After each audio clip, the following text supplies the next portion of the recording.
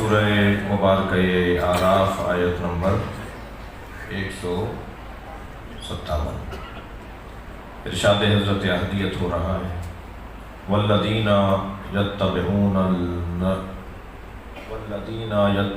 الرسول النبی الامی، وہ لوگ کہ جو رسول نبی امی کی اتباع کرتے ہیں. الذین یتبعون الرسول النبی الامی، وہ لوگ کہ جو رسول نبی امی کی اتباع کرتے ہیں. کون رسول نبی امی؟ الذی یجدونہ مکتوبا عندہم فی التوراۃ والانجیل، کہ جو تورات اور انجیل میں بھی پہلے سے بیان کیا جا چکا ہے. یہ ایک دم اچانک کوئی شخصیت ظاہر نہیں ہوئی ہے. اس کے آنے کی خبر، اس کی آمد کی خبر ہزاروں سال سے دی جاتی رہی، اور ہر نبی بعد والے نبی کو ایک زمانے کے لیے بتاتا رہا کہ ایک نبی آنے والا ہے. وہ کہ جو یامرہم بالمعروف، جو معروف کا حکم دیتا ہے، اور ینہاہم عن المنکر، اور انہیں برائیوں سے روکتا ہے. یحل لہم الطیبات، اور طیب و طاہر چیزوں کو ان کے لیے حلال قرار دیتا ہے. یحرم عنہم الخبائث، اور ان کے لیے خبیث اور خبائث اور بری اور گندی چیزوں کو حرام قرار دیتا ہے. وَيَضَعَ عَنْهُمْ إِصْرَهُمْ وَالْأَغْلَالَ الَّتِي كَانَتْ عَلَيْهِمْ، اور جو انتہائی ذلت اور خواری کا طوق ان کے گلے میں تھا، اسے ان کے گلے سے اتارنے والا ہے. فالذین آمنوا بہ، پس وہ لوگ جو اس نبی پر، ایسے نبی پر، ان صفات اور ان کردار اور ان اعمال کو انجام دینے والے نبی پر ایمان لائے. فالذین آمنوا بہ، پس وہ لوگ کہ جو اس نبی پر، کہ جس میں یہ صفات ہیں کہ جو تورات اور انجیل میں پہلے سے بیان ہو چکا، جو امر بالمعروف و نہی عن المنکر کرتا ہے، جو حلال چیزوں کو اور حرام چیزوں کو آشنا کرتا ہے، بتاتا ہے کہ یہ حلال ہے یہ حرام ہے، جو طوق ذلت کو گردنوں سے اتارتا ہے. جو بھی فالذین آمنوا بہ، اس پر ایمان لے کر آئے، وعدروہ، اور اس کی حمایت کرے، ونصروہ، اور اس کی مدد کرے، واتبعوا النور الذی انزل معہ، اور اس نور کی پیروی کرے جو اس کے ساتھ نازل ہوا ہے. اولئک ھم المفلحون، وہی لوگ کامیاب ہیں. تو یہ 5 دن کی مجلسوں میں اس آیت کو عنوان اسی لیے بنایا تھا کہ جو کامیاب ہے وہ اللہ کا شکر ادا کریں، اور جو کامیاب نہیں ہے وہ کامیابی کا راز تلاش کریں. اور کامیابی کا راز یہ ہے کہ جن صفات کا حامل رسول بیان کیا گیا، رسول نبی امی بیان کیے گئے، ان صفات کے حامل نبی پر ایمان مضبوط کرو، انہیں پناہ دو، ان کی مدد کرو، اور اس نور کی اتباع کرو جو ان کے ساتھ نازل کیا گیا ہے. جب تم اس نور کی اتباع کر لو گے تو پھر تم کامیاب لوگوں میں سے ہو گے. تو کامیاب کون ہے؟ کہ جو ان صفات کا حامل ہو. یاد رہے کہ کامیابی وہی دلا سکتا ہے جو خود کامیاب ہو. نادار، تہیدست، فقیر کیا دے گا؟ فاقد شے، منطق میں کہتے ہیں فاقد شے معطی شے نہیں ہوتا. نہ رکھنے والا دینے والا، اس چیز کو دینے والا نہیں ہوتا. لہذا کون کامیابیاں دلائے گا؟ جو خود کامیاب ہے. اور کیسے طے کریں، کہاں ڈھونڈیں کہ کون کامیاب ہے؟ کامیاب وہ ہے کہ جو ضربت لگنے پر کہے فزت ورب الکعبہ، رب کعبہ کی قسم علی کامیاب ہو.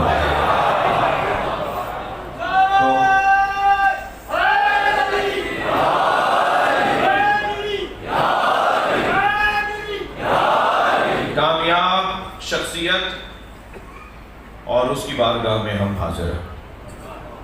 کل کی مجلس سے آج کے بیان کو یوں متصل کروں گا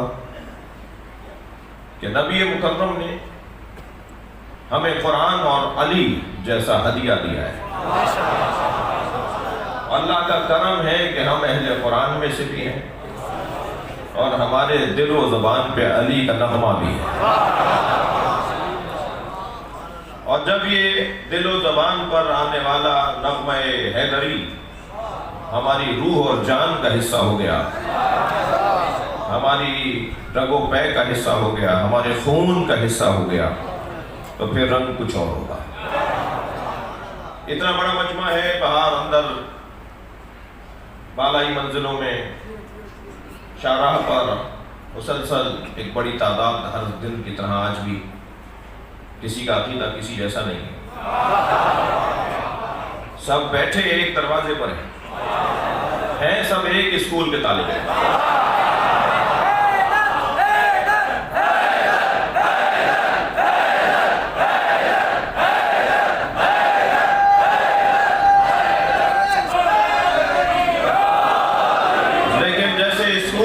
مختلف طالب علم ہوتے ہیں، کوئی کسی درجے میں ہوتا ہے، کوئی کسی کلاس میں ہوتا ہے، اور ایک کلاس میں بھی ہو تو کوئی پیچھے بیٹھتا ہے، کوئی آگے بیٹھتا ہے۔ میری مراد پیچھے بیٹھنے سے عقیدے میں اور کردار میں، کوئی عقیدے اور کردار میں پیچھے ہوتا ہے، کوئی آگے والی صفوں میں بیٹھا ہوتا ہے، لیکن ہوتے ایک ہی کلاس میں۔ اور یقین جانیے عزیزو، اس اسکول کا لطف اور مزہ ہی کچھ اور ہے۔ یہاں نکما طالب علم بھی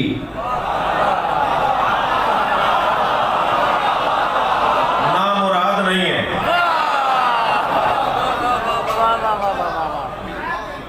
انتہائی کمزور طالب علم بھی وہ اس سے بہتر ہے جو اس اسکول میں داخلہ نہیں لے رہا۔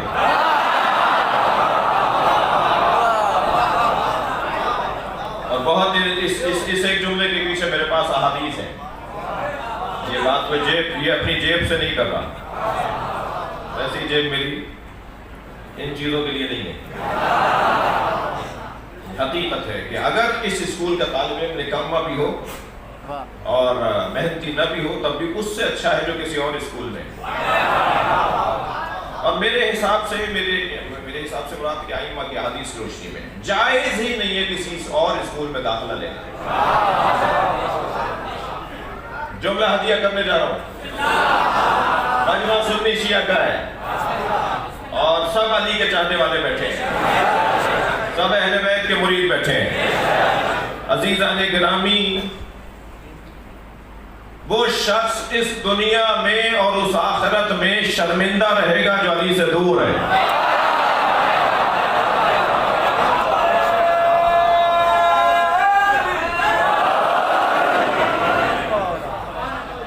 جملہ تکراری ہو تو مجھے معاف کریں کہ ہم جس دروازے پر بیٹھے ہیں اس سے اچھا دروازہ نہیں ہے۔ دنیا کہاں بیٹھی ہے مجھے اس سے غرض نہیں ہے، مگر ہم جہاں بیٹھے ہیں وہاں سے جنت کا رستہ بنتا ہے، ترقی کی راہیں کھلتی ہیں، بہت کچھ نصیب ہوتا ہے۔ صاحب کہنے لگے جی مجلس میں کیا حاصل ہوا؟ کچھ لوگ خود سے سوچ کے آتے ہیں یہ پڑھیں گے تو صحیح ہے، اس سے ہٹ کر اگر سنیں گے کہ کیا پڑھا انہوں نے، کیونکہ انہوں نے پہلے سے سوچا بھائی یہ پڑھیں۔ ہم ٹی وی چینلز پہ جب مکتب کی ترجمانی توفیق ہوتی ہے جانے کی، تو ایک بڑی تعداد ہوتی ہے، کہتی ہے مولانا جب آپ جواب دے رہے تھے تو ہم سوچ رہے تھے یہ جواب دیتے تو اچھا تھا۔ تو وہ ہر شخص یقیناً اپنے حساب سے سوچتا ہے، اس کا حق بھی ہے، لیکن اتنا رہے ذہن میں عزیزان گرامی کہ ہم جب اس دروازے پر اس کلاس میں آ کے بیٹھتے ہیں نا، اس حسینی عالمی اوپن یونیورسٹی کی کلاس میں آ کے بیٹھتے ہیں،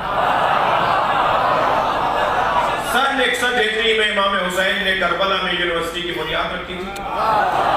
کربلا یونیورسٹی کے ایک کیمپس کو امام بارگاہ کہا جاتا ہے۔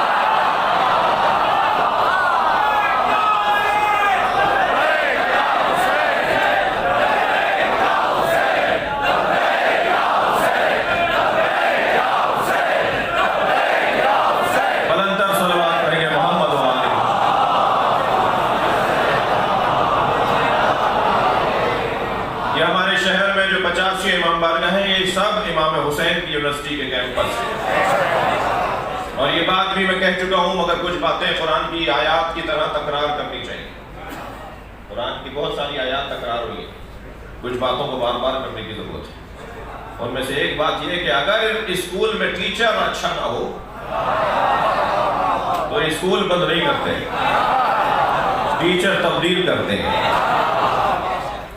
گزارش کریں بانیان خطبہ و ذاکرین سے کہ موضوعاتی مجالس ہوں، کوئی بات ہو، کوئی بات لے کر آئیں، ایک مجلس کے اندر اہل بیت کے فضائل بھی ہوں، آخر میں مصائب کا بیان بھی ہو، کہیں درمیان میں اخلاقیات کا پیغام بھی ہو، ہمارے حالات حاضرہ کا حل بھی ہو، ہمارے گھریلو مسائل اور الجھنوں کا حل بھی ہو، جوانوں کی تربیت کا پیغام بھی ہو، بزرگوں کے احترام کا خیال بھی ہو، علماء کی تعظیم کا پاس بھی ہو، حفظ مراتب کا خیال بھی رہے۔ یہ 1 گھنٹے کی گفتگو نہیں ہو، ہفتے بھر کا مواد ہو۔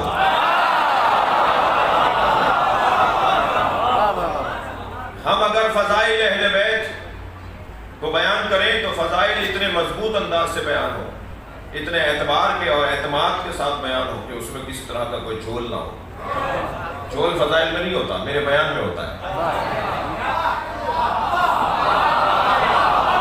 فضائل میں مضبوطی ہے، میرا بیان ایسا نہیں ہوتا کہ میں اسے منتقل کرواؤں۔ اسی لیے میں ان بچوں اور جوانوں شیعہ بچوں سے کہتا ہوں کہ اپنے ساتھ کسی ایک سنی دوست کو ضرور لایا کرو، اپنے جان اپنے عزیزوں کو ضرور لے کر آیا کرو، اپنے پیاروں کو ضرور لے کر آیا کرو۔ یہ ہماری جان ہے، آپ کی بڑی ذمہ داری بنتی ہے۔ کالے کپڑے عزادار ہونے کی جہاں نشانی ہے، وہاں حسین کے ذکر کے سفیر ہونے کا پیغام ہے۔ لہذا سفیر ذکر حسین وہ پہنچائے امام حسین کا پیغام۔ ایک صاحب کہنے لگے کہ بہت سارے لوگ بات کو مان نہیں رہے، سمجھ نہیں رہے، لے نہیں رہے۔ میں نے کہا جی ہم دے نہیں پا رہے، ہم سمجھا نہیں پا رہے، چڑھا کر، چٹکی بھر کر، تنقید کر کے، جی لاکھ بھوسا مکہ مار کر کسی کو بات نہیں سمجھائی جاتی۔ پیار سے بات سمجھائی جاتی، محبت سے بات سمجھائی جاتی۔ لڑ کر کبھی بھی بات اچھی نہیں ہوگی۔ اخلاقیات کی بہتری، رویوں کا اچھا استعمال، جملوں کا انتخاب اور پیار کے ساتھ بات کرنا۔ جادلہم باللتی ہی احسن، تکرار بھی ہو، بحث بھی ہو تو پھر احسن اور پیارے اور اچھے انداز میں۔ عزیزان گرامی، صرف مجلس کی بات نہیں کر رہا، آپ آفسوں میں ہیں، آپ بچے میرے جوان کالجوں میں ہیں، یونیورسٹیز میں ہیں، جہاں پر بھی آپ ہیں، آپ اپنے رویوں سے پوری یونیورسٹی کا غیر شیعہ پکار کے کہے ایسے ہوتے ہیں علی کے روزہ۔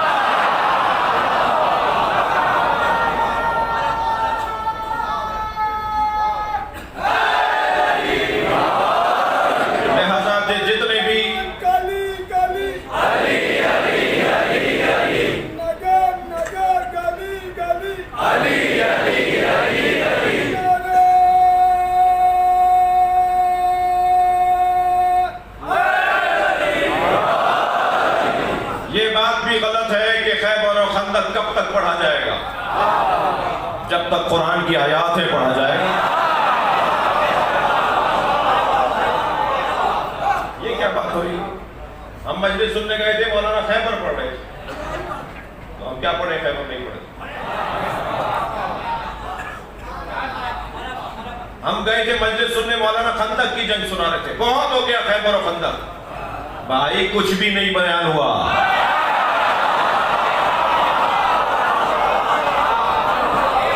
شاید ایک تقریر کو بعض مجھ جیسے لوگوں نے ایک ہی بزرگ کی کسی کی تقریر کو یاد کر کے بار بار آپ کو سنا دیا، تو آپ نے کہا بہت ہو گیا خیبر و خندق۔ خیبر و خندق بہت نہیں ہوا، وہ تقریر بہت ہو گئی۔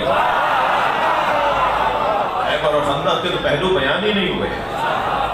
مجھ سے آج ایک صاحب کہنے لگے اس سال آپ مولا علی کی جنگوں کا ذکر زیادہ کر رہے ہیں. میں نے کہا جی اس لیے کر رہا ہوں تاکہ 3 کمزوریاں شیعوں میں نہیں ہوتی. بزدل شیعہ نہیں ہوتا. کیسے ختم ہوگی بزدلی؟ اگرچہ بات روشن ہے کہ شیعہ بزدل نہیں ہے، کسی کو بھی بزدل نہیں ہونا چاہیے. دشمن بھی ہو تو شجاع. پاکستان میں ہمارا کوئی دشمن نہیں ہے. جنہوں نے پاکستان کی دیواریں کالی کی نا وہ ہمارے دشمن نہیں ہیں. جنہوں نے تکفیری نعروں سے ماحول خراب کیا وہ ہمارے دشمن نہیں ہیں. دشمن کو بہادر ہونا چاہیے، شجاع ہونا چاہیے. شیعوں کو بدنام کرنے کے لیے قرآن جلانے والے سے زیادہ تو بزدل کوئی ہے ہی نہیں. راجہ بازار، سانحہ راولپنڈی، اسی مسلک کے جن کے جس مسلک کا مدرسہ تھا، کالے کپڑے پہن کر آئے، اپنے بچے بھی مار دیے، قرآن بھی جلا دیے کہ کسی طرح شیعہ شرمندہ ہو جائے. پاکستان میں 150 سے زیادہ سانحات رپورٹیں نہیں آئیں. ہمیں نہیں بتایا گیا کہ ہمیں کس نے مارا، وہ کون سے مال خانے سے لائے گئے لوگ تھے جو مارنے کے بعد اور کارروائی کرنے کے بعد دوبارہ مال خانے میں جمع ہو گئے. ہمیں نہیں بتایا گیا. صرف ایک ہی واقعے کی طرف نشاندہی کی گئی کہ ایسا ہوا تھا. ہمیں کئی سال تک شرمندہ کیا جاتا رہا. میرے بچوں اور جوانوں، اللہ پہ بھروسہ کرو، اللہ پہ توکل کرو. یہ جو ابھی پچھلے دنوں پاکستان میں فرقہ واریت کا ماحول بنایا گیا، یہ بھی کھولے گا کہ ریال کہاں سے آئے تھے. یہ بھی کھولے گا کہ کون ان کے پیچھے تھا. ہمارے لیے تو کوئی نئی بات نہیں تھی. البتہ اس پورے دور میں کچھ چیزوں کا پیغام ہمیں ملا ہے، کچھ چیزیں ہم نے سیکھی ہیں. کسی سے نہیں، زمانے سے. مولا علی فرماتے ہیں زمانے سے بڑا کوئی استاد نہیں. تو زمانہ استاد ہے، کچھ زمانہ استاد ہے. زمانے سے سیکھا جائے. بٹھا دو اس بھائی کو، بٹھا دو، بہت دور سے ہے.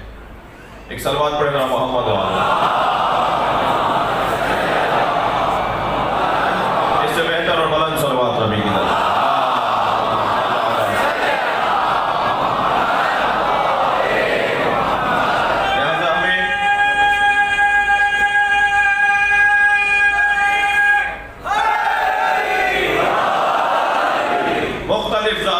مختلف پہلوؤں سے عظمت اور فضائل کے ابواب کو پڑھنا ہوگا.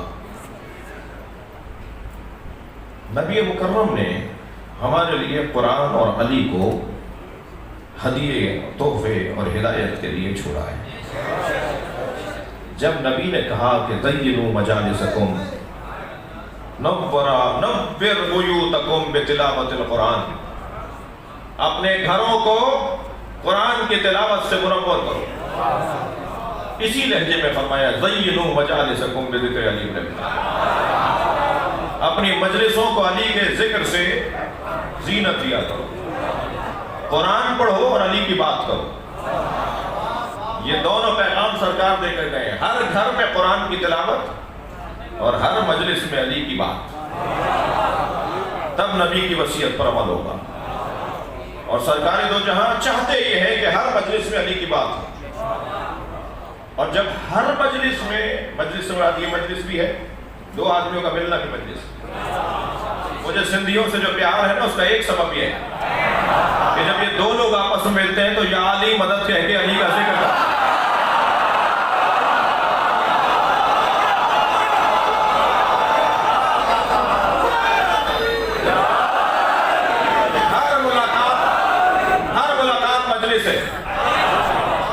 اور پیغمبر اکرم نے فرمایا اپنی مجلسوں کو علی کے ذکر سے زینت دیا تھا.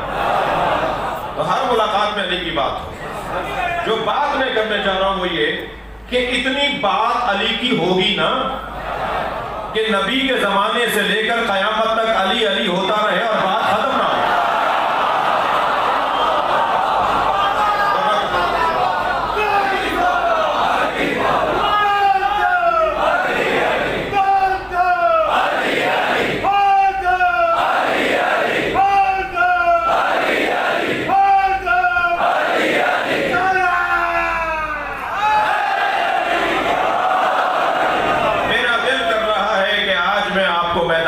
چلوں.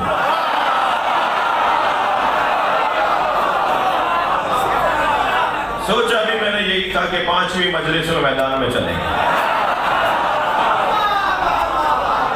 اور وہ میدان جس میں میں آپ کو اور آپ مجھے لے کے چل رہے ہیں، وہ میدان وہ ہے جس میں اپنے تو علی علی کہہ ہی رہے تھے،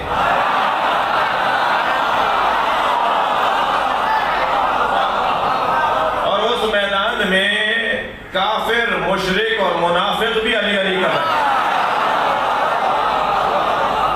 اللہ خوب جانتا ہے کیسے علی علی کروائے.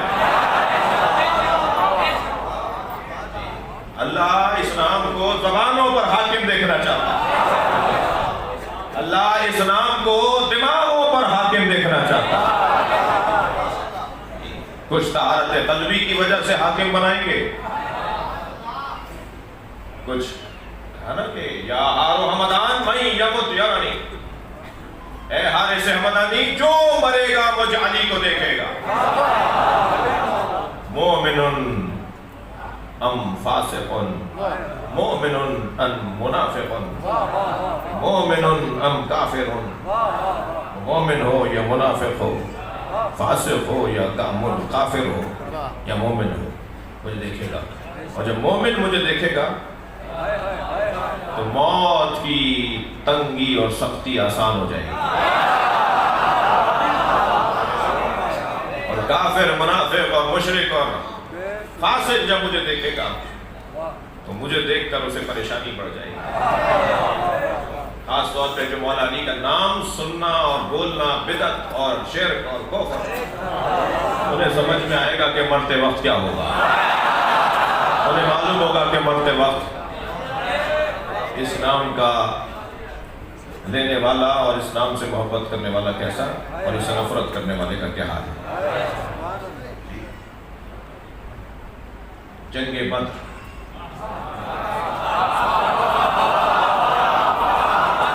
مجھے نہیں معلوم آج کی مجلس میں آپ لوگ کتنے سننا چاہ رہے ہیں مجھے.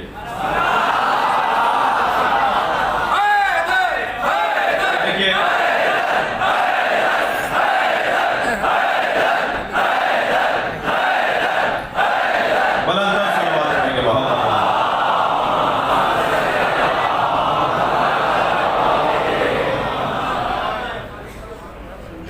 تنگ بیٹھے ہیں، اپنی اس تنگی کو آج برداشت کر لیں تاکہ قبر میں وسعت ہو جائے.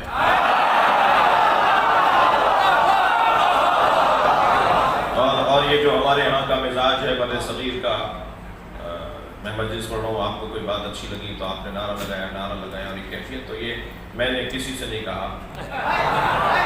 آپ ویسے ذکر کر رہے ہیں، میں ایسے ذکر کر رہا ہوں. تو ہم سب اس وقت ذاکر ہیں.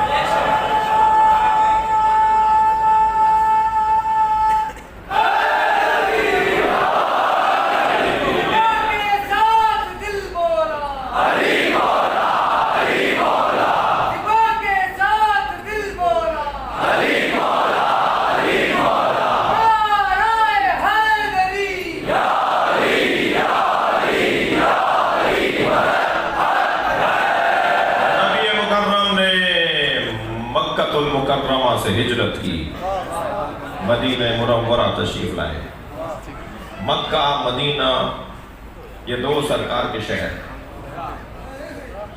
سرکار مکی بھی ہیں مدنی بھی ہیں. اور یاد رہے کہ ہر شخص کے، کسی بھی شخص کے 2 وطن ہو سکتے ہیں. آپ 2 وطنوں میں نماز پوری پڑھ سکتے ہیں. ایک ہمارا آبائی گھر، ہمارا گاؤں، اگر ایک دن کے لیے بھی گئے تو وہاں 4 رکعت ہی پڑھیں گے کیونکہ ہم اپنے وطن آئے.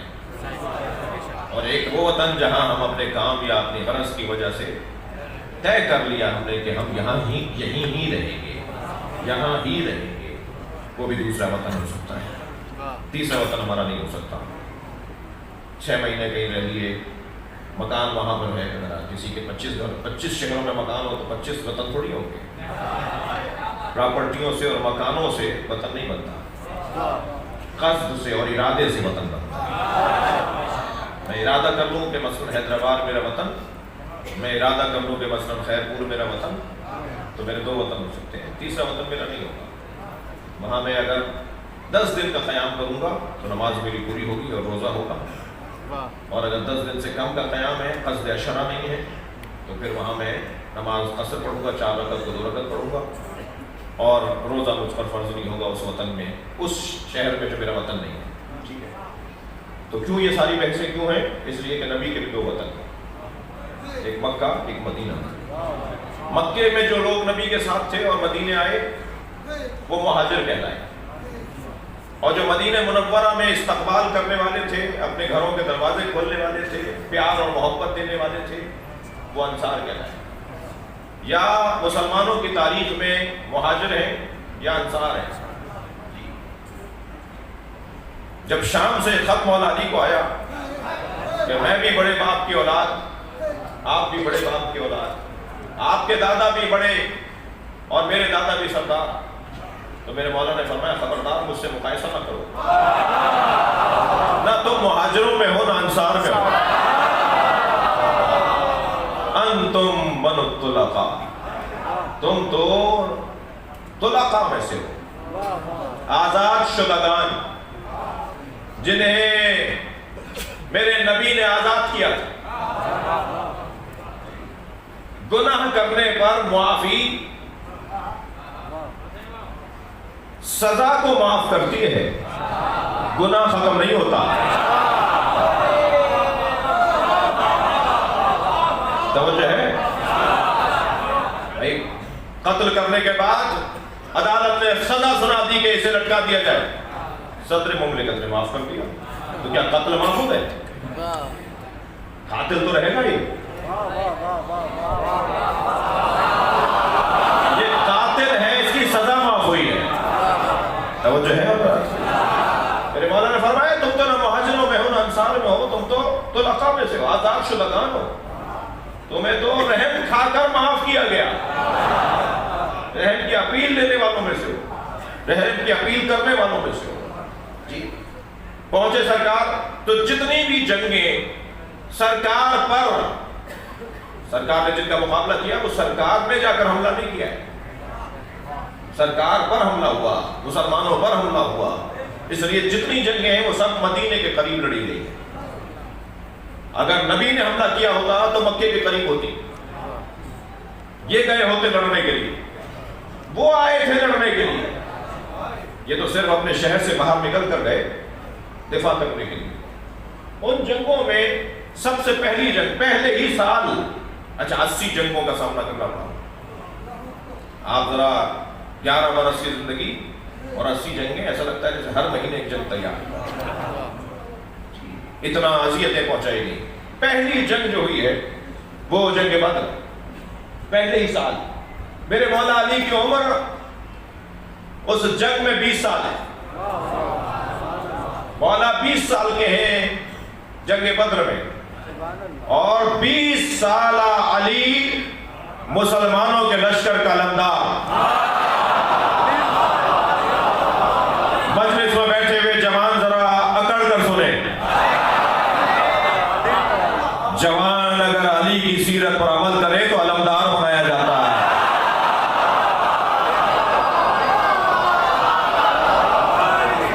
نہ یونیورسٹیاں جوانوں کے بغیر چل سکتی ہیں، نہ اسکولوں میں جوان کے بغیر تصور تعلیم ہے، اور نہ ہی مملکت بغیر جوانوں کی صلاحیتوں کے چل سکتا ہے، اور نہ ہی نمازوں میں مزہ بغیر جوانی کے ہے،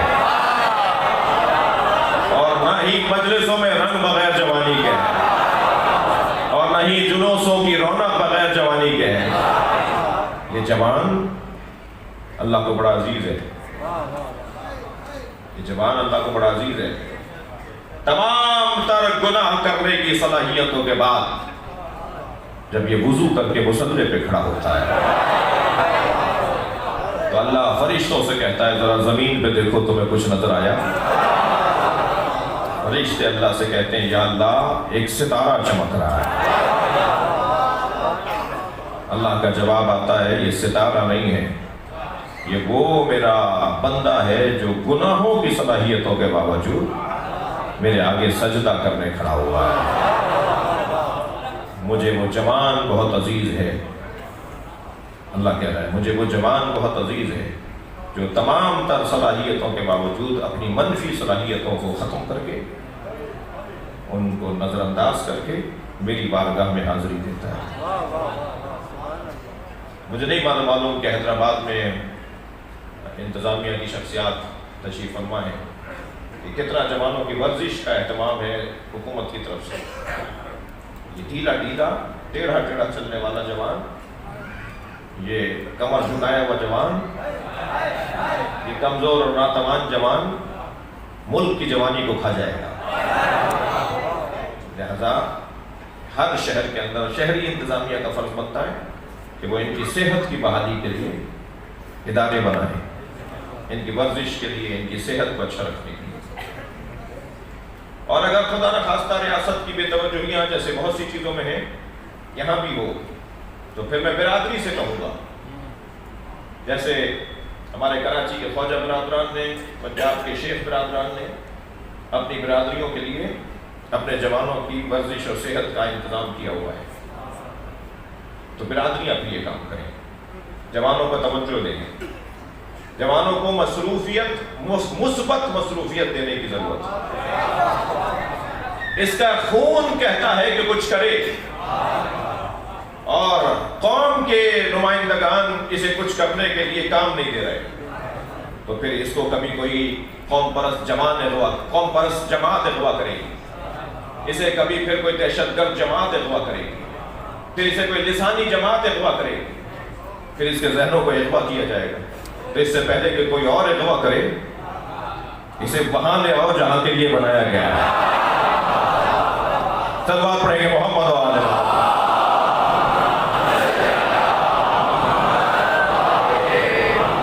20 سال کے ہیں مولا علی، جنگ بدر میں علی علمدار لشکر اسلام۔ ادھر سے پوچھا جا رہا تھا کہ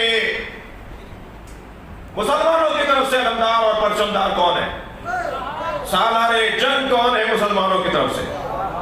تو کسی نے آواز دے کر کہا علی ہے، تو آواز آئی علی تو ابھی جوان ہے، پوری طرح داڑھی بھی نہیں اتری۔ تو میرے مولا جب میدان میں اترے تو میرے مولا نے تلوار نکال کے پہلا جملہ یہ کہا، بازلو آمین حدیث و سنی، تم میری عمر پر تبصرے کر رہے ہو۔ بازلو آمین، دو مصرے میرے مولا کے، بازلو آمین حدیث و سنی، تم میری سن و سال اور میری عمر پہ تبصرے کر رہے ہو۔ اللہ اکبر۔ وَلِمِثْلِ هَذَا وَلَدَتْنِي أُمِّي، میری ماں نے اسی دن کے لیے تو جنا تھا۔ صلوات پڑھیں گے محمد و آل محمد۔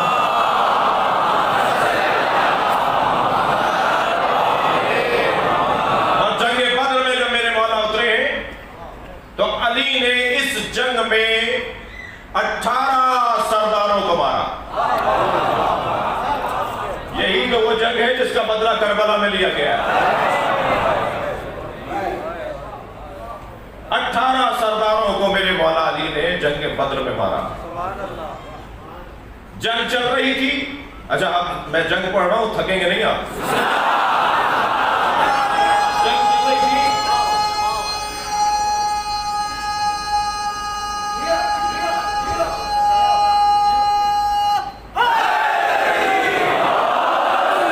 ایک مرتبہ خبر آئی کہ بدر میں مشرکین مکہ ایک کرائے کا قاتل لائے۔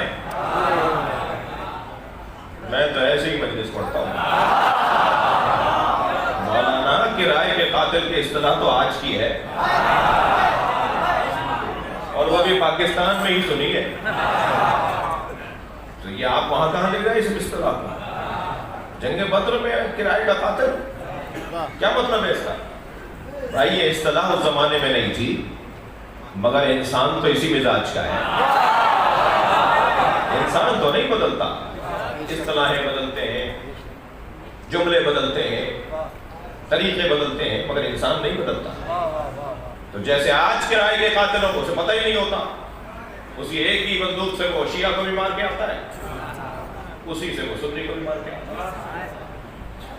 بعد میں پوچھا جاتا ہے تم نے کس کو مارا تھا؟ مجھے اس سے غرض نہیں، مجھے کہا تھا 50,000 روپے دیں گے، یہ تصویر ہے، یہ آدمی ہے، یہاں رہتا ہے، اسے مار دو۔ ہمارا رشتہ تھا، تم بھی تو کسی مکتب مسلک کے ہو گئے. تو کتنے ہی لوگ اس ملک کے اندر ایسے پکڑے گئے کہ جو اپنے ہی مکتب اور مسلک کے لوگوں کو مار کر آئے. اور یاد رکھیے ظالم کا کوئی مسلک نہیں ہوتا، ظالم کا کوئی مذہب نہیں ہوتا. ظالم ظالم ہوتا ہے جو پیسے کی خاطر کسی کی جان لے لے. جی وہ آدمی نہیں، وہ انسان نہیں ہے، وہ جانور ہے. بلکہ قرآن کہہ رہا ہے یہ جانور سے بھی پستہ ہے. بچ کے رہیے، ہوشیار رہیے، متوجہ رہیے. یہ کرائے کے خاطر اس جنگ میں بھی نوفل بن خبیلہ نامی ایک پہلوان، ایک تلوار باز، ایک نیزہ باز، ایک تیر انداز اور اتنا داؤ پیچ جاننے والا خطرناک جنگجو تھا کہ وہ ایک وار سے گھوڑے کی چاروں ٹانگیں کاٹ دیتا تھا، وہ ایک وار سے 3 آدمیوں کے گلے اتار دیتا تھا. عجیب انداز تھا اس کے لڑنے کا. اسے پیسے دے کر کے اتنے پیسے ملیں گے ہمارے ساتھ چلو. سرکار کو معلوم ہوا کہ یہ نوفل بن خبیلہ کو ملائیں. تو حضرت نے ایک مرتبہ اپنے دونوں ہاتھوں کو اٹھا کر کہا اللہم اکفنی نوفلا، یا اللہ ہمیں نوفل سے محفوظ رکھ، میری امت کو، میرے لوگوں کو، میرے مجاہدوں کو نوفل سے محفوظ رکھ. میرے مولا نبی نے یہ کہہ دیا. جنگ چل رہی تھی. جنگ چلتے ہوئے کچھ دیر گزری کہ سرکار نے ایک مرتبہ مشرکین کے لشکر کو دیکھتے ہوئے کسی کو تلاش کرنا چاہا. تو کچھ فاصلے سے مولا علی کی آواز آئی یا رسول اللہ کچھ دیکھ رہے ہیں؟ تو حضرت نے فرمایا من لہو علم بنوفلا، کسی کو نوفل کی خبر ہے؟ تو مولا نے وہیں سے آواز دے کر کہا یا رسول اللہ میں نے اسی وقت مار دیا تھا.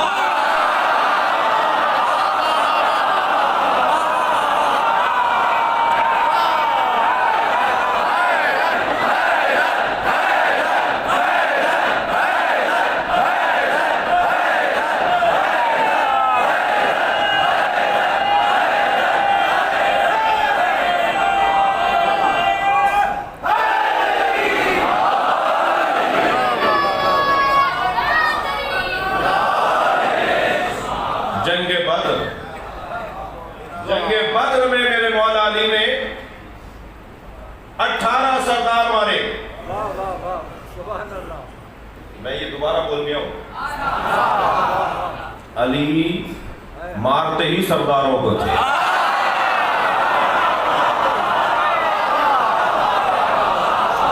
وہ جو سرداروں کے قبیلے کے بیچارے مجبور لوگ آئے ہیں انہیں کیوں ماروں؟ انہیں ماروں نا جو انہیں لے کر آئے. تو علی ڈھونڈتے تھے سرداروں کو. اور یہ انداز تھا میرے مولا کا جنگ کے اندر کہ آپ نے 18 سردار مارے اور ایسے مارے کہ علی کو آتے ہوئے دیکھ کر کہتے تھے موت و احمرن، ہماری سرخ موت آ رہا ہے. جنگ بدر میں مشرکوں نے علی کا نام رکھ دیا تھا سرخ موت. بہت سے لوگ تو علی کو دیکھ کر مر جاتے تھے. بھائی تھکے بیٹھے ہیں اپنی خطابت کی تاریخ میں مولا علی کی جنگ کے حوالے سے اور مولا کے جہاد کے حوالے سے شاید اتنا سنبھل کے پہلی دفعہ پڑھ رہا ہوں. اور مجھے معاف کر دیجئے گا اگر آج دیر ہو جائے تو.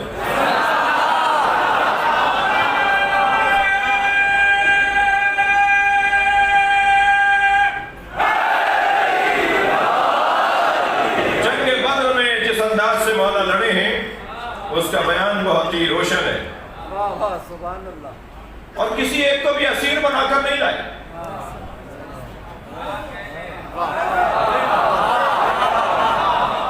بھائی علی کا جہاد سن رہے ہیں آپ. بہت سارے اور مجاہد جو مولا کے ساتھ بدر میں لڑ رہے تھے وہ 4 کو مار کر آئے، 1 کو پکڑ کر لائے. تو حضرت کسی کو اسیر بنا کر نہیں لائے.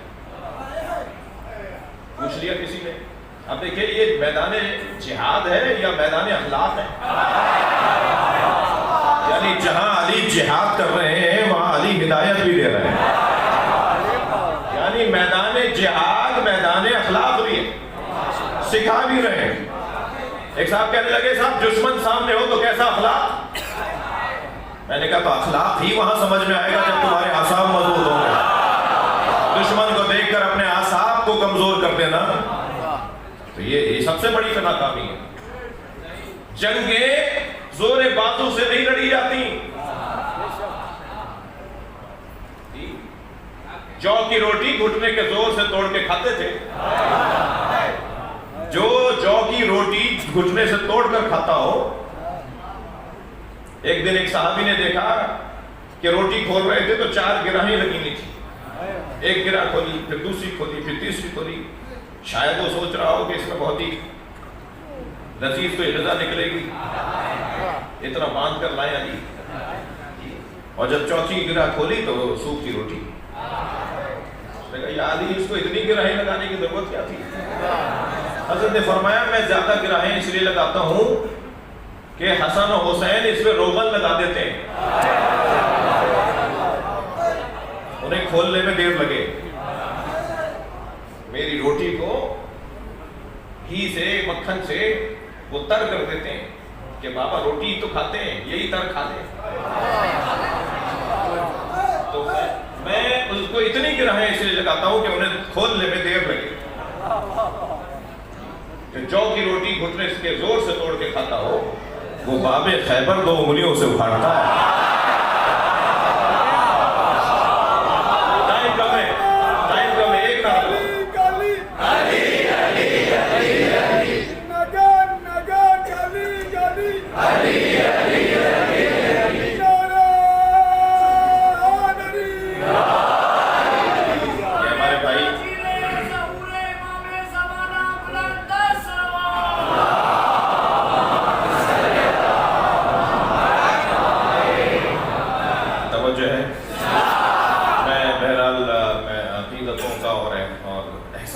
کا بھی مجھے خیال رکھتا ہے. یہ ہمارے بھائی آنکھیں بند کر کے نعرے لگاتے ہیں تاکہ کوئی دیکھے ہی انہیں کوئی نظر نہ آئے تو کوئی کچھ کہہ ہی نہ سکے. تو ایک لگا دو تاکہ تمہیں بھی ثواب مل جائے اور ہمارا بھی تھوڑا ٹائم بچ جائے. ایک سلوات پڑھے ذرا محمد وآلہ.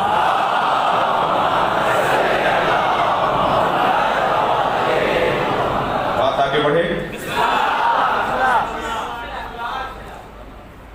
جنگیں تلواریں زور بازو پر نہیں لڑی جاتی. تلواروں کا استعمال اعصاب کی بنیاد پر ہوتا ہے. اگر کسی کے اعصاب کمزور ہوں وہ تلوار اٹھائے گا کسی اور پر، لگے گی خود کو. اس لیے اعصاب کا مضبوط ہونا وہ ہر مجاہد کے لیے ضروری ہے. مولا کسی کو اسیر بنا کر نہیں لاتے تھے. جنگ بدر میں کچھ سوال ہوا، پھر بعد میں سوال نہیں کیا گیا کیونکہ علی نے اپنا ایک اصول دے دیا، آئندہ مجھ سے یہ سوال نہیں کرنا. جب کسی نے پوچھا نا کہ آپ کسی کو پکڑ کر نہیں لائے، حضرت نے فرمایا میں کسی کو اسیر نہیں بناتا. یا بھاگ جاتا ہے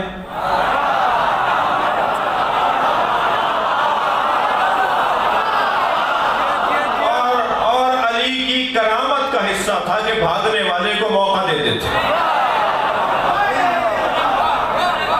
اس لیے کہ جو بھاگ رہا ہے، جملہ سنیں گے، یہ ساری سوچ کر تیاری کر کے جملے عرض کرنا ہوں آپ سے. اس لیے کہ جو بھاگ رہا ہوتا ہے اس سے زیادہ مجبور کوئی نہیں ہوتا، اور علی کا کام نہیں ہے مجبور پہ ہاتھ اٹھانا.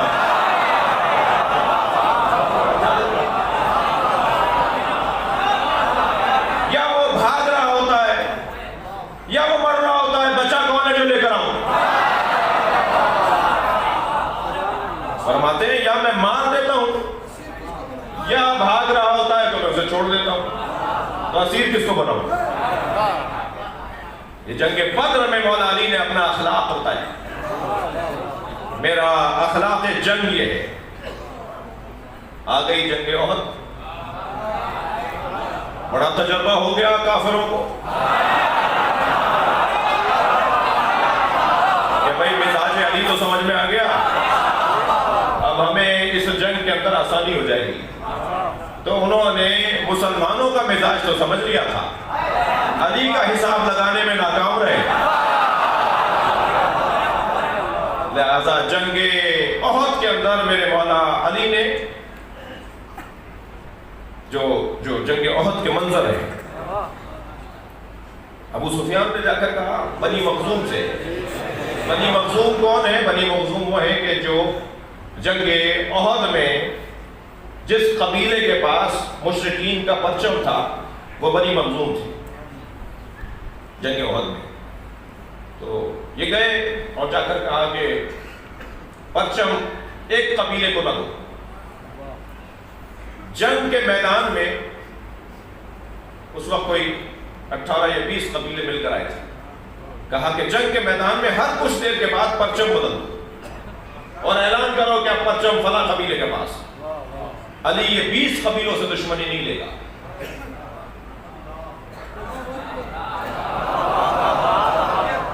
سیاست تو تھی یعنی کہ ہاں یہ 20 قبیلوں میں پرچم تقسیم کرتے رہو تاکہ علی کس قبیلے سے دشمنی لے گا. اگرچہ پتا نہیں ہے کہ علی کہتے کسے ہیں. علی ساری دنیا سے دشمنی لے سکتا ہے اللہ کی خاطر. مزاج ہی کچھ اور ہے. لیکن میں نے کہ یہ پرچم بدلتے رہو. انہوں نے کہا نہیں ہم اپنے پاس اتنا بڑا ہمیں اعزاز ملا ہے, ہمارے لوگ زیادہ ہیں, ہمارے قابل لوگ زیادہ ہیں, ہمارے جنگجو زیادہ ہیں, ہمارے تلوار باز زیادہ ہیں, تو ہم کسی اور قبیلے کو کیوں پرچم دے دیں, ہم ہی رکھیں گے. اس وجہ سے ان کا نقصان یہ ہوا کہ مولا نے ان کے 13 پرچم دار مان دیے. وہ ایک مرتا تھا دوسرے کو دیتے تھے, علی اسے مارتے تھے. کسی نے پوچھا کہ احد میں آپ میدان میں برق کی مانند کبھی کہیں نظر آتے تھے کبھی کہیں نہیں آتے. تو اس کا سبب کیا تھا؟ حضرت فرمانے لگے کہ میں احد میں پرچم داروں کو ڈھونڈتا تھا. پرچم گر جائے گا تو جنگ ٹھنڈی پڑ جائے گی.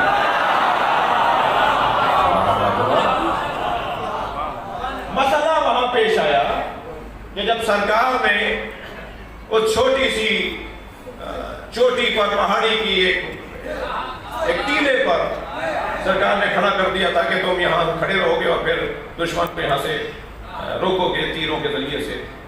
جنگ جیت گئے مولا علی.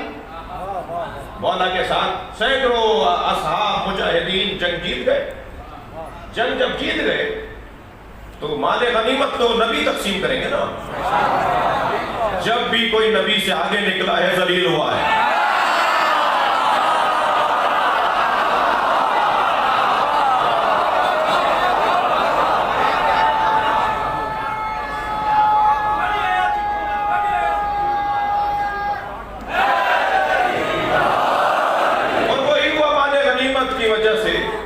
وہ درہ چھوڑ دیا, وہ چوٹی چھوڑ دی, وہ محاذ چھوڑ دیا.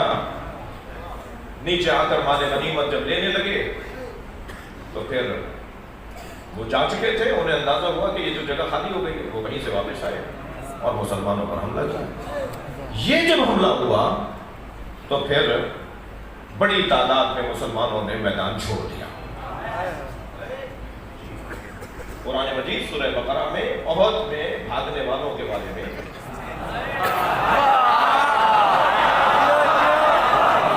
عبرت ہے نا ہمارے لیے سیکھنے کی چیز ہے. قرآن ہے, اسے پڑھنا ہے اور ڈھونڈ رہا ہے, تلاش کرنا ہے کہ سبب کیا تھا. دیکھیے کسی کی کمزوری سے عبرت لے کر اپنی کمزوری کو دور کرنا ہی یہ طالب علمی ہے. میدان چھوڑ کر چلے گئے اور جس کے اوپر قرآن مجید میں بہت ہی روشن آیات آئیں. ارشاد ہوا اذا تصعدون ولا تلون على احد والرسول يدعوكم في اخراكم. ایسے بھاگ رہے تھے کہ مڑ کر بھی نہیں دیکھ رہے تھے.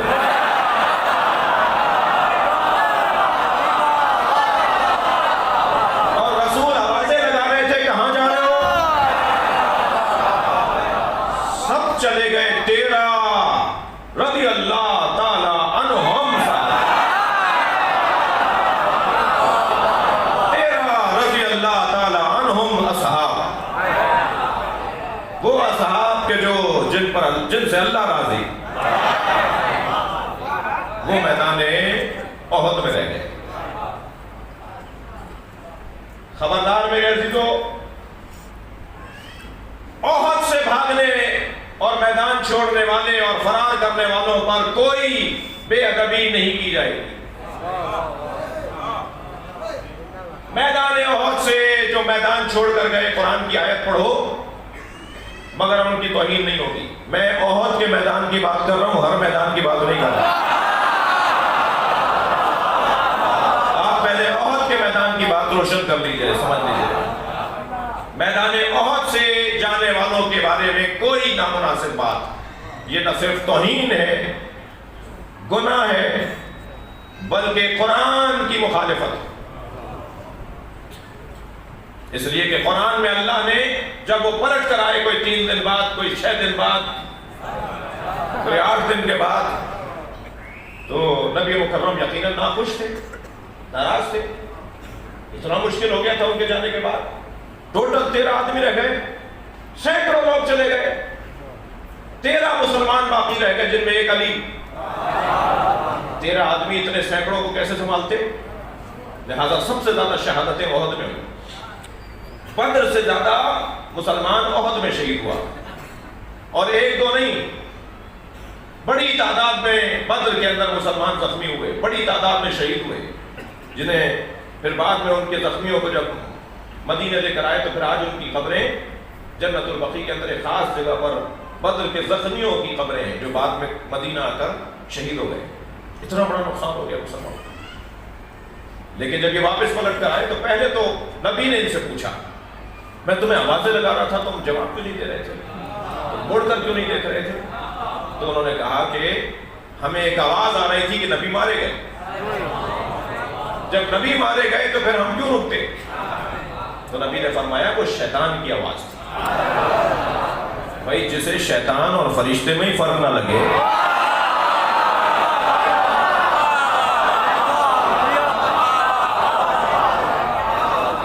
پھر انہوں نے آ کر کہا یا رسول اللہ ہم سے غلطی ہو گئی۔ یہاں میں ایک جملہ اور کہوں گا، خبردار اجتہادی غلطی کا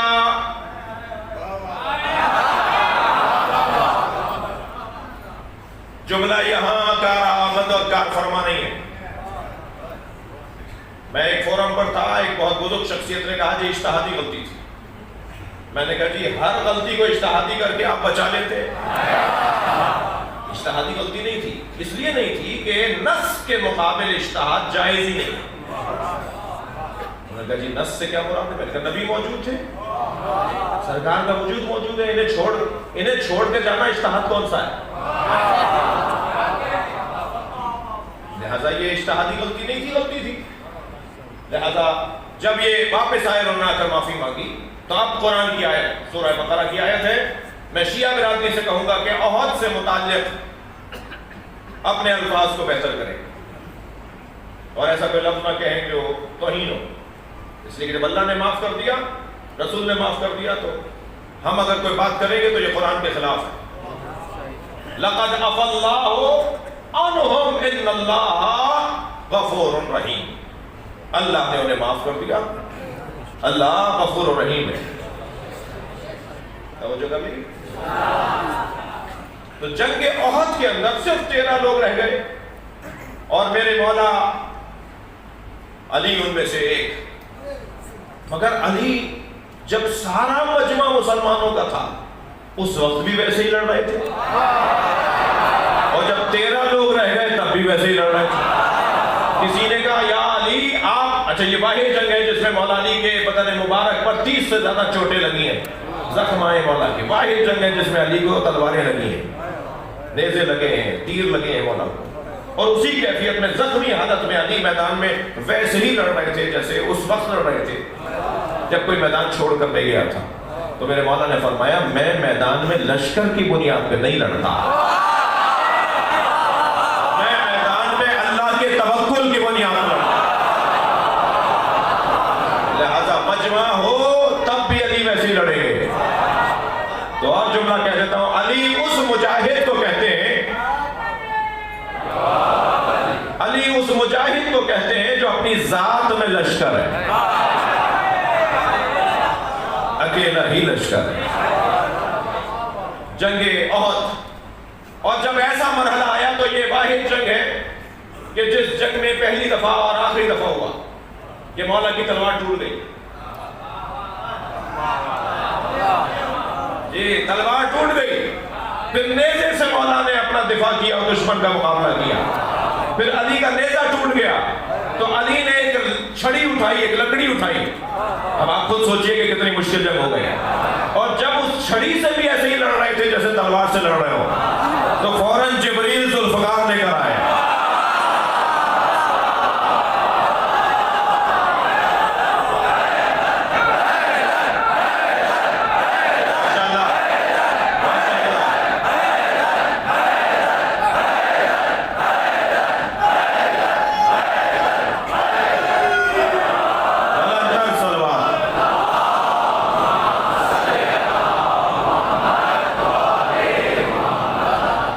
بیٹھے ہیں مجھے معاف کریں گے اگر آپ کو تنگی احساس نہیں ہو رہی ہوگی. میرے مولا پر ایک مرتبہ ذوالفقار اتری, جبریل ذوالفقار لے کر آئے اور لا کر نبی کو دی. توجہ ہے, اور لا کر میرے مولا, توجہ چاہوں گا, لا کر جبریل امی نے مولا نبی کو تلوار دی. ذوالفقار نبی پر اتری ہے, آسمان سے اترنے والا لوہا جس میں اللہ نے منافع کثیر رکھے ہیں, جس میں اللہ نے نفع ہی نفع رکھا ہے, وہ لوہا نبی مکرم کو دیا. نبی مکرم نے فوراً ایک مجاہد کو آواز لگائی کہ علی تک پہنچاؤ. علی جس جگہ لڑ رہے تھے وہاں ماحول ایسا تھا کہ اس نے تلوار وہیں سے پھینکی ہے. علی نے, میرے مولا نے فضا میں اڑتی ہوئی تلوار کو پکڑا ہے. اس منظر کو دیکھ کے جبریل نے قصیدہ پڑھا ہے. لا فتح الا علی, لا سیف الا ذوالفقار.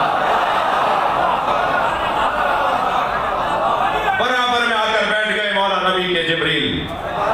سرکار کے دندان مبارک شہید ہو چکے ہیں. ایک خبیث, ایک ظالم نبی کے خیمے تک آ گیا تھا اور نبی پر حملہ کر دیا تھا. نبی زخمی ہو گئے. جبریل ساتھ بیٹھے ہوئے ہیں, علی دفاع کر رہے ہیں. تو جبریل امی نے کہا یا رسول اللہ دیکھ رہے ہیں علی کو, علی کیسے لڑ رہا ہے؟ تو میرے مولا نبی نے اسی کیفیت میں مسکراتے ہوئے فرمایا کیف لا انہ منی وانا منہ.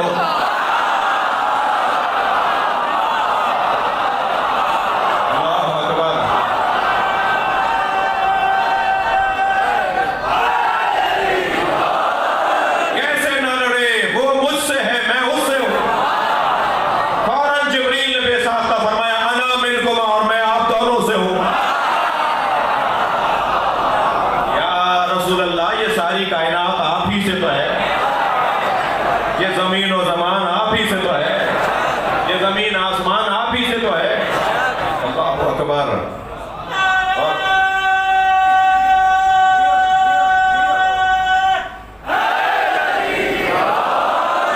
جنگ قابو میں آئی. علی مولا 13 مجاہدوں نے رضوان اللہ تعالی علیہم, اللہ کا درود اور سلام ہو ان مجاہدوں پر. جی جب جنگ ٹھنڈی پڑی, مولا زخمی حالت میں نبی کی خدمت میں آئے اور کہا یا رسول اللہ آپ کو جتنی تکلیف ہوئی ہے وہ مجھے معاف کریں. آگے بڑھ کر نبی نے علی کو گلے لگایا, آنکھوں میں آنسو بھر لائے اور اصحاب سے مخاطب ہوتے ہوئے فرمایا ذرا علی سے پوچھو جب سب چلے گئے تو علی کیوں نہیں گیا؟ دیکھیے ہمارے ہاں جہاد شروعات دین میں ہے یا نہیں؟ کیا نماز بولو, نماز روزہ بولو, جہاد فروعات دین میں ہے نا. اب ذرا مولا علی کا جواب سنیے. بزدلی کو علی کفر سے تعبیر کر رہے ہیں. بزدل ہوگے تو نماز بھی نہیں پڑھ سکو گے, بزدل ہوگے روزہ بھی نہیں رکھ سکو گے. 8 منٹ پہلے کھول لو کہیں برائی نہ آ جائے.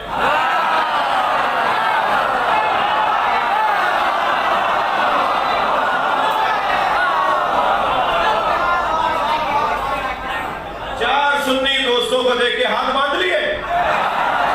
مجھے تو وہ سنی بڑا اچھا لگتا ہے جو لاکھوں شیعوں میں ہاتھ باندھتا ہے.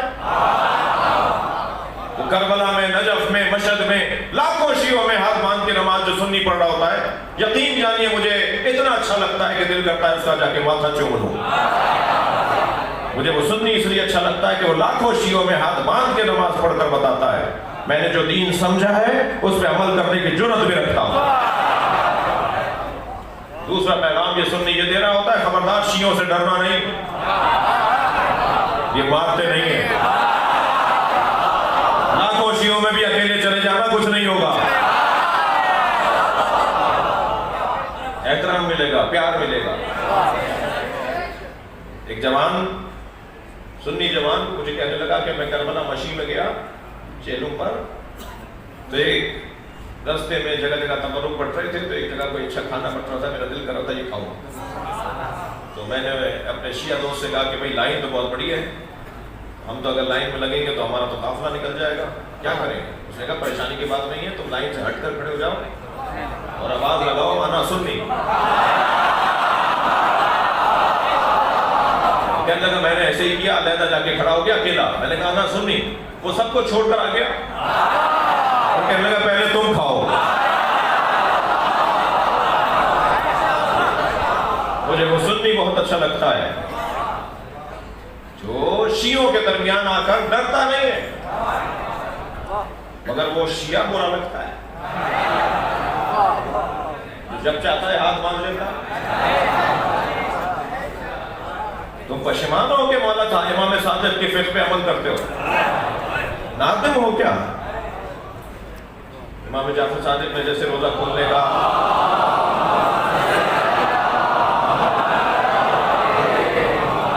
میں ان کی مخالفت نہیں کر رہا، میں تو ایسا منظر دیکھنا چاہتا ہوں کہ ہمارے ہاں اسکولوں میں جن لوگوں نے اسکول بنائے ہوئے، میں ان کو بھی ایک پیغام دے رہا ہوں. میں خود بھی اپنے میرے دو اسکول ہیں، دونوں میں یہی کام کر رہا ہوں. اسکولوں میں اگر اکثریت سنی بچوں کی ہے تو جب ان کی نماز کا وقت ہو تو سنی عالم دین کو لائیے، وہ ہاتھ باندھ کر جیسے پڑھتا ہے ایسے پڑھے اور سارے سنی بچے اس کے پیچھے پڑھیں. اور اسکول کے اندر ہر صف میں 2 کھولے ہوئے، 2 باندھے ہوئے، 4 باندھے ہوئے، 1 کھولا ہوا، یہ منظر نظر آنا چاہیے. اسکولوں سے ہی برداشت کی تعلیم، ایک دوسرے کو قبول کرنے کی تعلیم اسکول سے دیجیے. جب یہ اسکول میں سیکھے گا کہ مجھے سنی بچے کے ساتھ رہنا ہے اور سنی بچے کو سیکھے گا کہ مجھے شیعہ بچوں کے ساتھ رہنا ہے، تو یہ بوڑھے بھی ہو جائیں گے، شیعہ سنی میں لڑیں گے نہیں.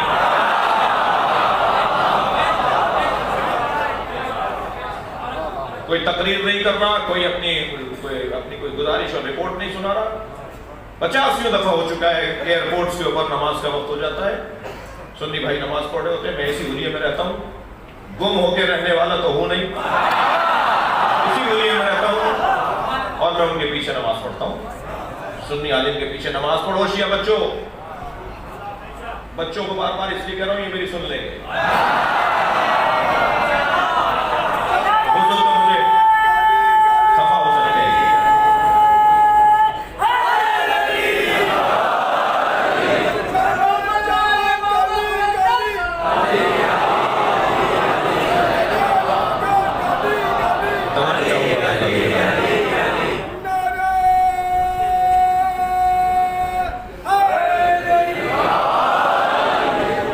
پہلے پھر تسلی دیجیے، تھک تو نہیں رہنا میری بات. اب جو تھک رہا ہوگا وہ تو مشکل میں ہے.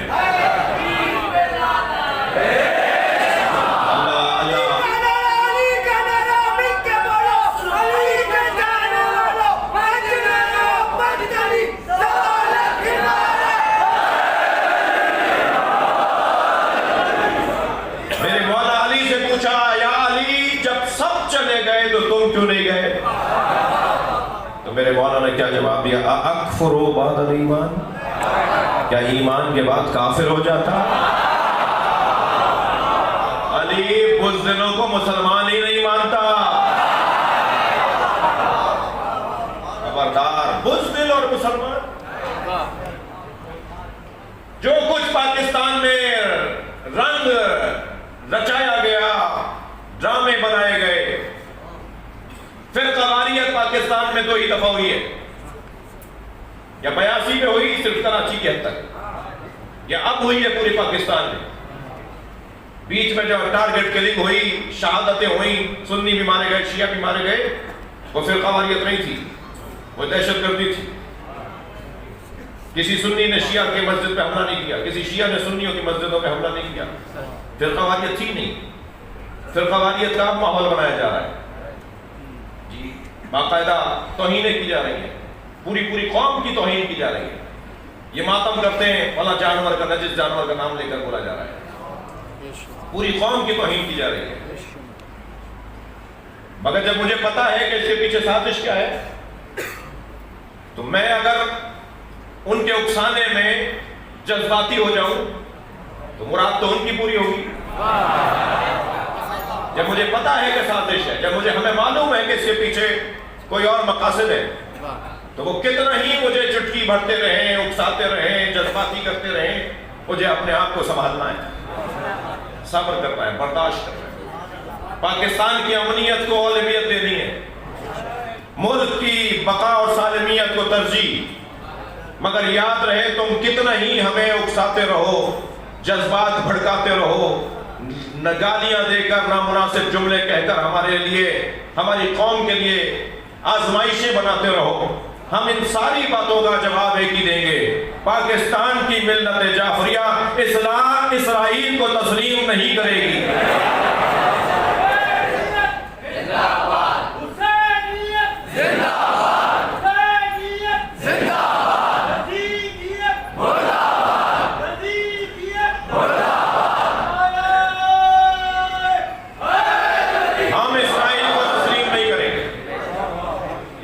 جو ارادے ہیں، ماحول ایسا بنایا جائے کہ اسی گدلے پانی سے مچھلیاں پکڑ لی جائیں۔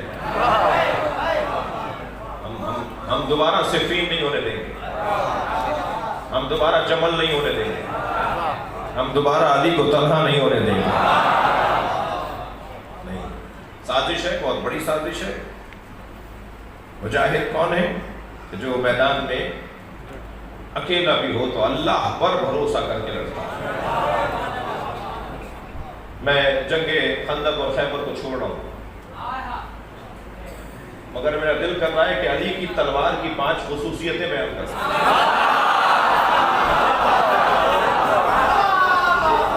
مولا علی کی تلوار کی خصوصیات۔ سب سے پہلی خصوصیت علی کی تلوار کی سنیں گے، علی کے جہاد کی، علی کی تلوار کی سب سے پہلی خصوصیت، یا اللہ توجہ چاہوں گا، جب علی میدان میں اترتے تھے تو غروب آفتاب سے کچھ قریب اترتے تھے، سارا دن چھوڑ کر بھیجتے رہتے تھے، تربیت دیتے رہتے تھے، سکھاتے رہتے تھے مجاہدوں کو کیسے جاؤ، فلاں خیال رکھو، فلاں کا کو نظر میں رکھنا، فلاں بھی آیا ہوا ہے، اس کی یہ کمزوری ہے۔ سارے دن مجاہدوں کو تربیت دیتے رہتے تھے، اور خود مولا کائنات دن کے آخری حصے میں جاتے تھے۔ تو طالب علم اور شاگرد ہوں تو ایسے کہ ایک مجاہد نے پوچھا، یا علی آپ دن کے آخری حصے میں کیوں جاتے ہیں؟ تو فرمانے لگے 2 وجہ سے۔ ایک تو آسمان کے دریچے اس وقت دعاؤں کی قبولیت کے لیے کھلتے ہیں، تو میں میدان میں اترتا ہوں اور اللہ سے مناجات کر رہا ہوتا، تو زیادہ میری بات اللہ کی بارگاہ میں پہنچے گی، کہ اس لیے کہ آسمان کے دریچے کھل رہے ہوتے ہیں۔ اور دوسرے آخر میں اس لیے جاتا ہوں کہ وہ مجبور لوگوں کا نقصان کم ہو، کچھ ہی دیر میں مغرب ہو جائے اور مرنے والے کم ہو۔ میں میدان میں اپنی تلوار سے مارنا نہیں چاہتا۔ اللہ اکبر۔ دوسری خصوصیت سن لیجیے، فرمایا کہ میدان میں جب آپ ہمیں لے کر جاتے ہیں اور ہم آپ کے ساتھ جاتے ہیں تو کبھی کبھی ہمیں آپ کی ضرورت پڑ سکتی ہے، کبھی آپ کی ضرورت پڑ سکتی ہے، تو کہاں ڈھونڈیں آپ کو؟ مولا سے ایک مولا کا مجاہد، مولا کے ساتھ چلنے والے مسلمان مجاہدوں میں ایک مجاہد نے کہا کہ ہم آپ کو میدان میں کہاں ڈھونڈیں؟ حضرت نے فرمایا وہیں ڈھونڈنا جہاں میں گھوڑے سے اترا تھا، میں جگہ چھوڑ کر نہیں جاتا۔ یا اللہ، کیسے؟ توجہ ہے، جگہ چھوڑ کر نہیں جاتا۔ حضرت نے فرمایا میں نہ کسی کے پیچھے بھاگتا ہوں نہ کوئی میرے پیچھے آ سکتا ہے، میں وہیں کھڑا رہتا ہوں، جو قریب آتے رہتے ہیں میں انہیں مارتا رہتا ہوں۔ جلدی جلدی سنا رہا ہوں۔ 5 خصوصیتیں علی کی تلوار، یہ میرا مقدمہ تھا۔ علی کی تلوار کی پہلی خصوصیت، علی نے کسی کو مارا ہو اور وہ مرا نہ ہو۔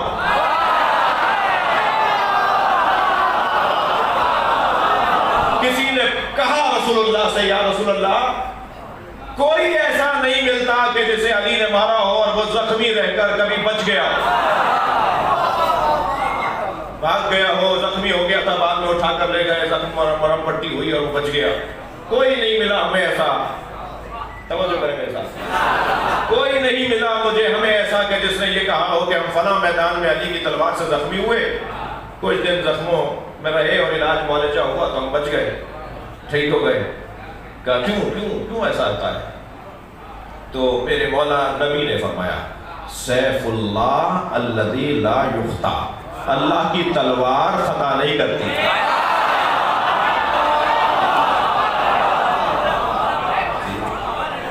میرے مولا علی کی ضربت کی پہلی خصوصیت، اللہ علی کی تلوار خطا نہیں کرتی۔ علی کی تلوار کی دوسری خصوصیت، عمودی چلے یا افقی چلے، اوپر سے نیچے مارے یا دائیں سے بائیں، یا افقی چلے یا عمودی چلے، گرام اور تولے ماشے کا دھڑوں میں فرق نہیں، برابر کے گٹے۔ جب یہ چاہتے تھے کہ یہ جانے کہ اسے مارا کس نے، تو کہتے تھے کہ ذرا وزن کر کے دیکھیں۔ اول تو پہلے ہی سامنے نظر آ جاتا تھا، لیکن کبھی ایسا ہوا تو کہا کہ وزن کر کے دیکھیں۔ 1 گرام کا فرق نہیں ہوتا جس کی ضربت میں عدالت ہو، اس کے مزاج میں کتنی عدالت ہو، اس کی حکومت میں کتنی عدالت ہو۔ یہ مولا علی کی ذوالفقار کی دوسری خصوصیت۔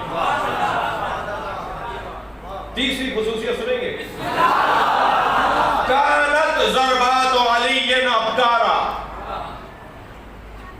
ابکار بکر کے خاندان کا لفظ ہے، باکرہ کے خاندان کا لفظ ہے۔ کانت ضربات علی ابکارا، علی کی ہر ضربت نہیں ہوتی تھی۔ اگر میرے مولا نے 2 لاکھ مرتبہ ضربت ماری ہے، کسی کو مارا ہے، 2 لاکھ مرتبہ تلوار چلائی ہے، تو ہر ضربت نہیں، ہر ضربت نہیں، ہر دفعہ اسٹائل نیا، آپ کی زبان میں بول دیا تو صحیح ہے، ہر دفعہ انداز نیا۔ کانت ضربات علی ابکارا۔ چوتھی صفت مولا علی کی ذوالفقار ہے۔ جی حضرت نوح نے قرآن مجید سورہ مبارکہ نوح کی 26ویں آیت، قال نوح رب لا تذر علی الارض من الکافرین دیارا۔ حضرت نوح نے دعا کی اللہ اس زمین پر کسی کافر کو زندہ نہ رکھ۔ حضرت نوح کی کیا آرزو؟ زمین پر کوئی کافر زندہ نہ رہے، یہ حضرت نوح کی آرزو۔ اب ذرا مزاج حیدری دیکھیں، جنگ صفین میں مولا علی کے قریب مالک اشتر لڑ رہے تھے، اور جب جنگ ختم ہوئی، وہ دن مکمل ہوا، تو مالک نے یہ سوچتے مولا کے قریب جا رہے تھے مولا کو سلام کرنے، اور جنگ کے اختتام کے مرحلے میں سب جمع ہوئے تھے، تو قریب جاتے ہوئے سوچنے لگے کہ علی نے 32 مارے ہیں، میں نے 31 مارے ہیں، اگر ایک اور مار لیتا تو برابر ہو جاتا۔ تو مالک آتے ہوئے سوچ رہے تھے، وہیں سے مولا نے آواز دے کر کہا خبردار، ہمارا مارنا تمہارا مارنا برابر نہیں،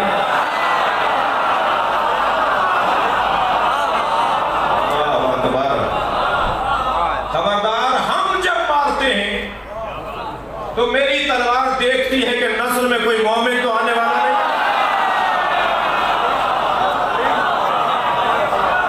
اور میں اسے چھوڑ دیتا ہوں جس کی نسل میں کوئی مومن آنے والا ہے۔ یہ علی مولا کی ذوالفقار کی چوتھی اور پانچویں صفت سنیں گے۔ مولا کی جو تلوار تھی نا ذوالفقار، اس کے دونوں طرف دھار تھی، اس کے منہ بھی تھا، اس کا منہ بھی تھا، جیسے دو لب ہوتے ہیں، یہ بھی تھا۔ اچھا، تلوار پہ کچھ لکھا ہوا بھی تھا، اور تلوار یہ دنیا کے کسی کارخانے کے بنے ہوئے، اسلحہ سازی کے کارخانے کے بنی ہوئی تلوار نہیں، یہ تلوار وہ ہے جسے فرشتوں نے بنایا، لہذا بہت سبک بھی تھی، بہت سبک تھی، کوئی بھاری نہیں تھی۔ ایک شخص ہے جو جانتا نہیں تھا مولا کو، اسے مولا نے کہا اسے خریدو گے؟ اس نے اٹھا کے کہا کہ اس کی کوئی قیمت نہیں ہے۔ مولا کے اصحاب مولا کے ساتھ کھڑے تھے اور وہ دیکھ رہے تھے، لوہار تھا، وہ تلوار ساز تھا، شمشیر ساز تھا۔ اس نے مولا کی تلوار اٹھا کے کہا کوئی نہیں خریدے گا اسے، اس کی پیسے نہیں ہے، یہ کوئی ہے، یہ کچھ ہے، اس میں تو دم ہی نہیں ہے۔ تو میرے مولا مسکرائے، فرمایا ہاں، دم تلوار میں نہیں ہوتا، بازو میں ہوتا۔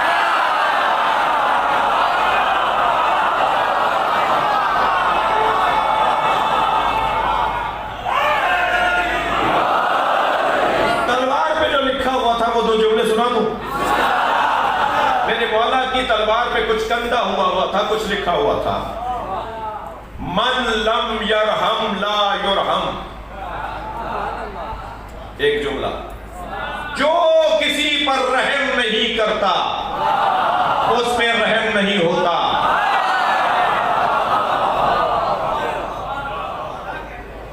میرے بچوں، میرے جوانوں، میرے کم سن ہم سن ساتھیوں، ختم کرو۔ 2 سال پہلے تمہیں اس نے ایک جملہ کہا تھا، لیے بیٹھے ہو، معاف نہیں کر رہے ہو، دلوں سے کینہ نہیں نکال رہے، بدلہ لینے کی تیاریاں ہیں۔ مجھے موقع ملے تو میں یہ کر دوں۔ علی کہہ رہے ہیں من لم یرحم لا یرحم، جو رحم نہیں کرتا اس پہ رحم نہیں ہوتا۔ معاف کرنے کی عادت بناؤ تاکہ معاف کیے جاؤ۔ ہماری بھی کمزوریاں کسی کے پاس ہوں گی، اور کسی کے پاس نہ بھی ہو تو اللہ کے پاس ہے، وہ ہمارے خلوت کا بھی آشنا ہے، وہ ہماری جلوت کا بھی آشنا ہے۔ معاف کرنے کی عادت۔ میرے مولا حسین فرماتے ہیں، حسین پہ رونے والوں سنو، کہ اگر کوئی شخص میرے اس کان میں آ کر مجھے کوئی نامناسب جملہ کہے، میری توہین کرے، اور پھر کرائے اور اس کان میں آ کے کہے مجھے معاف کر دے، میں معاف کر دوں گا، میں معاف کر دوں گا۔ معاف کرنے کی عادت۔ میرے مولا سجاد فرماتے ہیں کہ اگر کوئی شخص تمہارے لیے نامناسب بات کرے اور وہ تم تک پہنچے اور تم اس سے کہو کہ تم نے مجھے یہ کہا ہے، اور وہ اگر کہے کہ میں نے نہیں کہا جبکہ کہا ہو،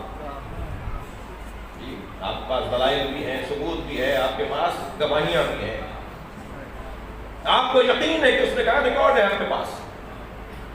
امام فرما رہے ہیں کہ اگر کسی شخص نے تمہارے لیے نامناسب جملہ کہا اور تم اس سے کہو کہ تم نے یہ کہا ہے، اور وہ یہ کہے کہ میں نے نہیں کہا، تو اسے توبہ کے درجے پہ رکھ کر معاف کرو،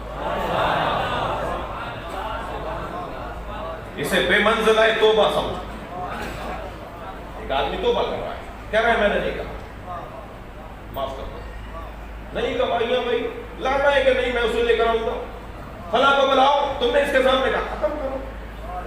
ایک آدمی کہہ رہا ہے کہ میں نے نہیں کہا، میں نے نہیں کیا بھی ہے، ثبوت بھی ہے، امام کے چاہنے والوں کا اخلاق امام کے مطابق ہوگا، معاف کر دو، ختم کرو بات کو۔ کینہ پروری دل میں رکھ کر بیٹھ جانا، یہ اہل بیت کے چاہنے والوں کا انداز نہیں ہے۔ حضرت نوح کہہ رہے ہیں کہ یا اللہ زمین پر کوئی کافر زندہ نہ رہے، اور علی بن ابی طالب دیکھ رہے ہیں کہ اگر یہ کافر بھی ہے تو اس کی نسل میں مومن آنے والا ہے، کیسے چھوڑا۔ بس آخری روایت فضائل کے باب میں سنیے، میرے مولا صادق سے کسی نے پوچھا لما سمیا ذوالفقار، ذوالفقار، کیوں ذوالفقار کا نام ذوالفقار رکھا؟ ذوالفقار کا نام ذوالفقار کیوں ہے؟ ہر تلوار کا نام تو ذوالفقار نہیں ہے، ذوالفقار کا نام ذوالفقار کیوں ہے؟ میرے مولا صادق کا جملہ سنیں، حضرت فرماتے ہیں لأنه ما ضرب به امیر المومنین، اس لیے ذوالفقار کو ذوالفقار کہتے ہیں کہ علی نے اس کے ذریعے کسی کو نہیں مارا الا افتقرا، ذوالفقار، ذوالفقار دو فقروں والی تلوار۔ اب فقر سے مراد ادھر بھی دھار ادھر بھی دھار، یہ معمولاً یہ سمجھا جاتا ہے، دو دھاری تلوار کو ذوالفقار۔ لیکن مولا صادق تو کچھ اور کہہ رہے ہیں، مولا صادق فرما رہے ہیں لِأَنَّهُ مَا ضَرَبَ بِهِ أَمِيرُ الْمُؤْمِنِينَ أَحَدًا، کسی شخص کو علی نے اس کے ذریعے نہیں مارا الا افتقر فی الدنیا من الحیات وفی الآخرۃ من الجنہ، مگر یہ کہ وہ شخص دنیا میں زندگی سے محروم ہو گیا، آخرت میں جنت سے محروم ہو گیا۔